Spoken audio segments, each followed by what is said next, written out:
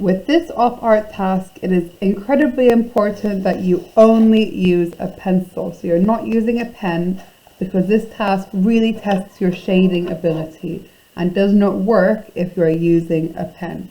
Now, the rules are actually straightforward, but they can be quite tricky to follow. So I'll explain those in detail for you.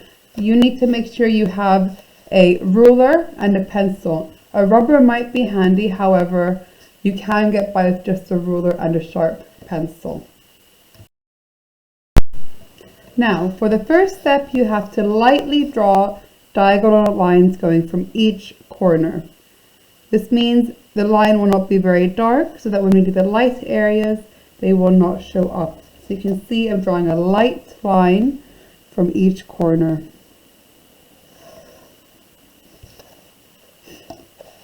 The next step is to draw some vertical points.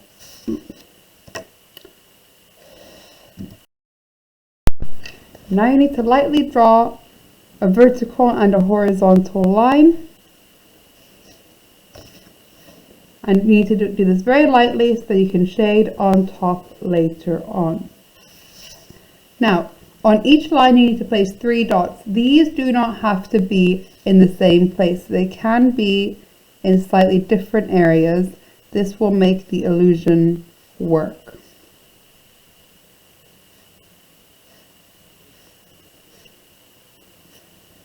After this, you connect the dots. So with the furthest dots, you draw a line on the next furthest section. Again, you can draw this quite lightly so your lines are not too dark.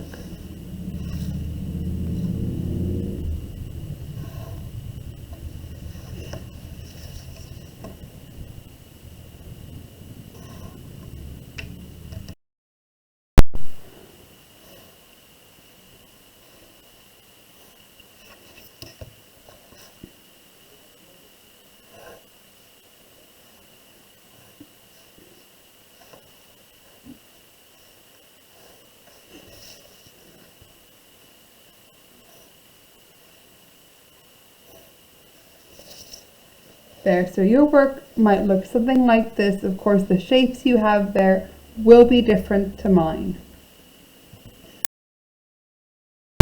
Now for the shading. The shading is the key part in this task. So if we go by the example here, you need to have 4 different tonal values. A dark grey, a medium grey, a light grey, and then the white of the page. So let's start with the dark grey. You'll remember from lessons that to get the dark grey color, you use pressure and you shade it in. So you shade in the first section dark grey, as you can see.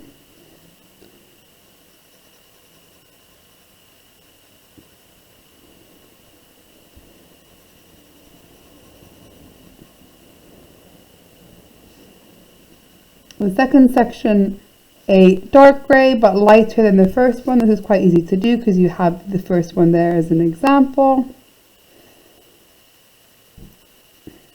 And the next one will be a really pale grey. I'll just show you now, where you very lightly shade so you can just barely see it on your page. You want to make sure there's a difference between the previous one so you get a nice border. And then you do the tones in the opposite order, starting from the next section. Now I'll do that in the sped up version for you now.